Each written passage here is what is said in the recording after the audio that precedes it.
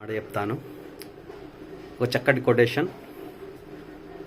ఆరంభింపరు నీచ మానవులు విజ్ఞయాస సంత్రస్తులై ఆరంభించి పరిధ్వదించుదురు విజ్ఞాయత్తులై మధ్యములు ధీరులు విజ్ఞ నిహన్యమానులగుచు ధృతున్యోత్సాహులై పారంభార్థము లుజ్జగింపరుసుమి ప్రజ్ఞానిధులల్ గావునన్.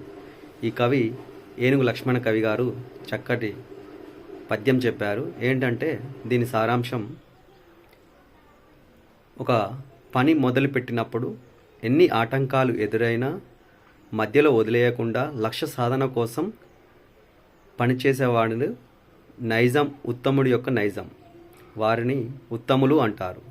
అదేవిధంగా ఒక పని ప్రారంభించడానికి ముందే దానికి వచ్చే ఆటంకాలను తలుచుకొని భయపడి పని మొదలు పెట్టనివాడు అదములు, వారిని అదములు అంటారు.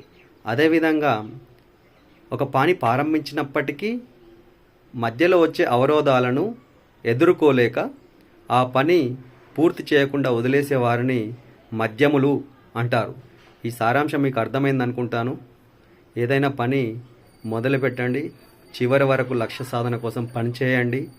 అది కార్యసాధకుడి యొక్క నైజం, అదే ఉత్తముల యొక్క లక్షణం. Thank you.